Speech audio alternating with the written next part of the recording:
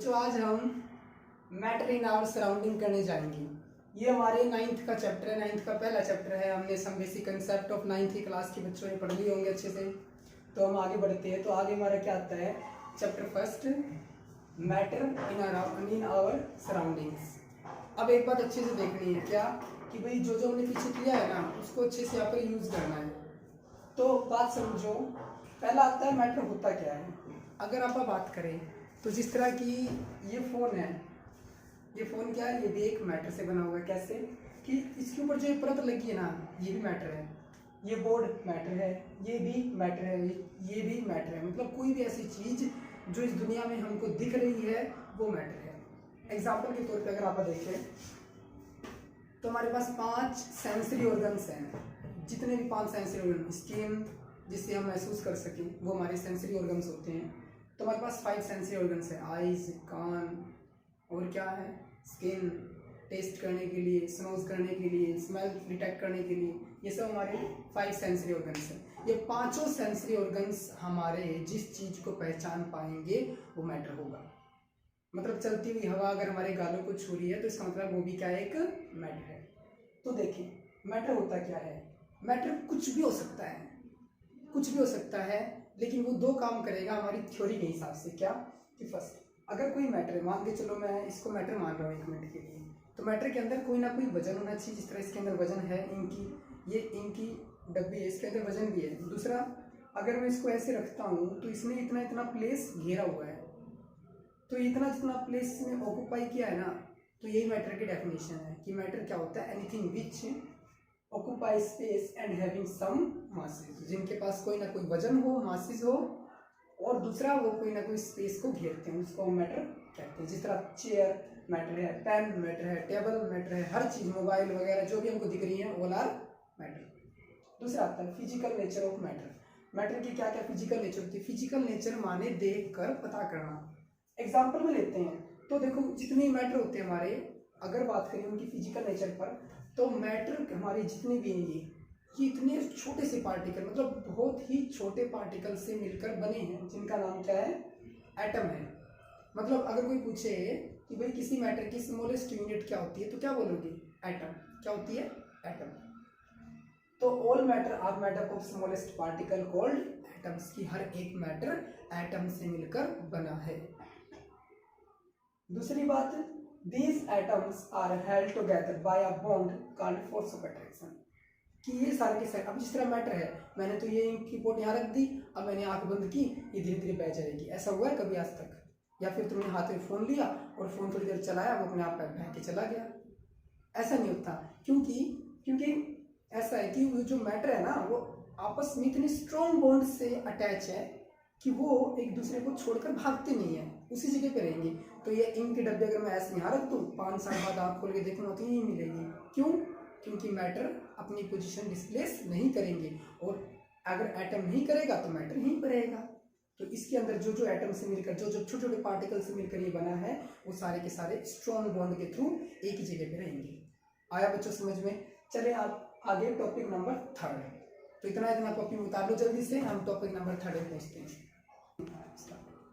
अब अगला टॉपिक है characteristics of particles of matter. Matter के अंदर जो पार्टिकल्स हैं उनका कैरेक्टर हमको बताना है। तो पहला कि भाई उनका कैरेक्टर की बात करें तो उनके हमारे 4 टाइप के कैरेक्टर हैं।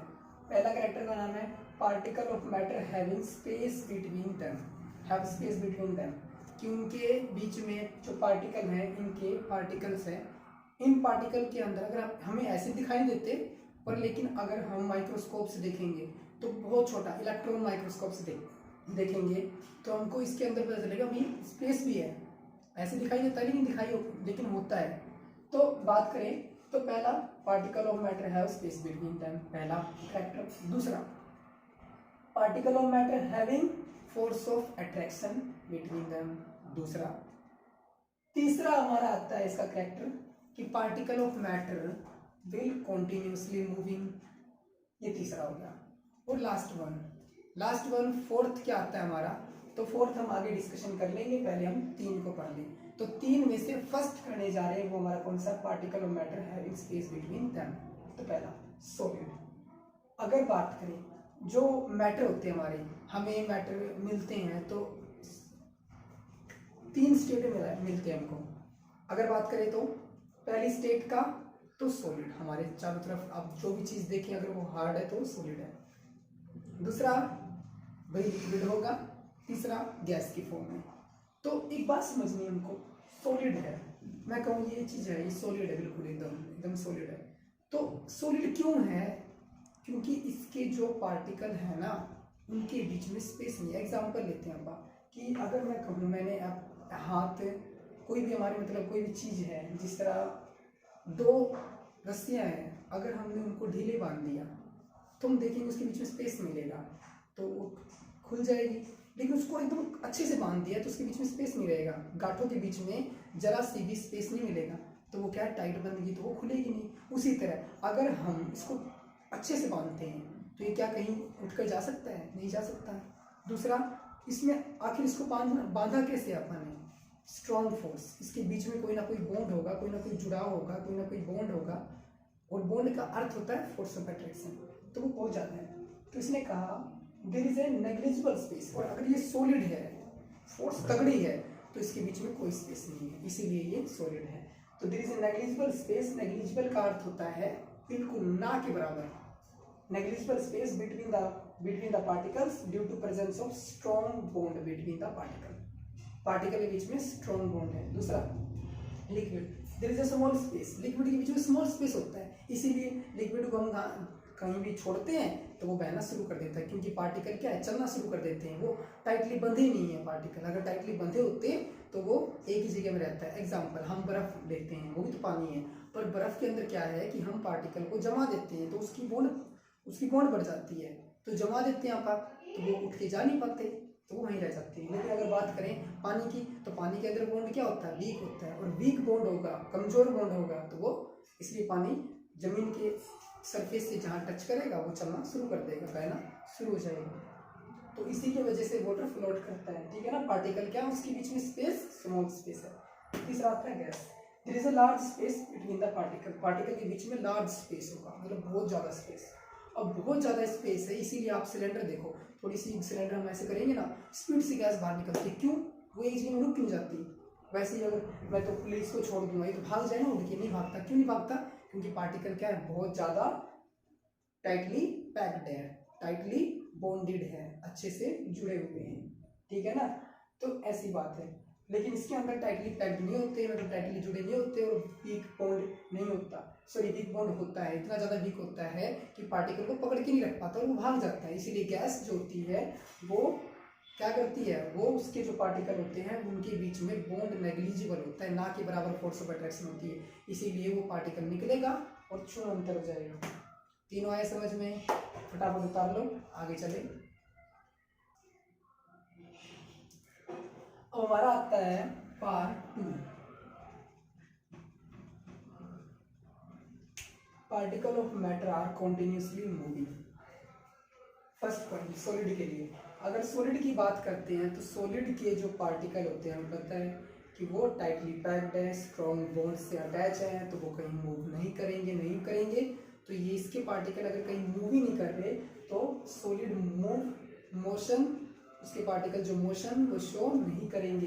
तो क्या है कि कॉन्टिन्यूसली मूविंग की बात हो रही है, तो सॉलिड के अंदर पार्टिकल ऑफ मोशन शो नहीं होता, क्योंकि वो टाइटली पैक्ड है। But they oscillate on their mean position, अगर ये अपनी मीन पोजीशन पर ऑसिलेट करते, मतलब ऐसे ऐसे पार्टिकल कूदेंगे लेकिन ये छोड़ के भागेंगे नहीं पोजीशन में, यहीं पर, तो उसे बोलते हैं ऑसिलेशन। तो oscillate on their mean position, अपनी जगह पे ऑसिलेट कर सकते, जा नहीं सकते, तो मोशन शो नहीं करते। लिक्विड, अगर लिक्विड की बात करते हैं आप, तो लिक्विड मोशन शो करता है, क्योंकि उसके पार्टिकल अगर मोशन शो करते हैं, इसीलिए वो सरफेस ऑफ, अगर जमीन के सरफेस से आएगा तो फ्लोट करना शुरू कर देगा। तो इसीलिए हम इसमें क्या लिख सकते हैं, so it will float by friction of surface.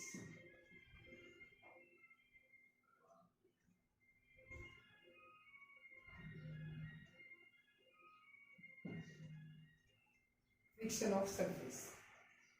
अगर इसको सरफेस का फ्रिक्शन मिले तो ये फ्लोट करना शुरू कर देगा वाटर। फ्लोट माने चलना। अगर एग्जांपल पे लेते हैं, पानी का गिलास में ऐसे छोड़ दूँ तो ऐसे थोड़ी आएगा, वो ऐसे आएगा, लेकिन जहाँ धरती से टच करेगा तो वो बहना शुरू हो जाएगा। तो मतलब धरती होनी जरूरी है, हवा में नहीं होएगा। अब आता है गैस।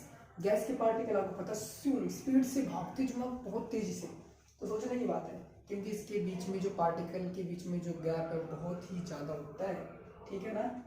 तो क्योंकि और हमने पीछे ही पढ़ चुके हैं, large space between the particle, particle के बीच में क्या है, लार्ज स्पेस होता है, ठीक है ना। चलो इतना हो गया आज का टॉपिक, अब आगे इतना लिख लो।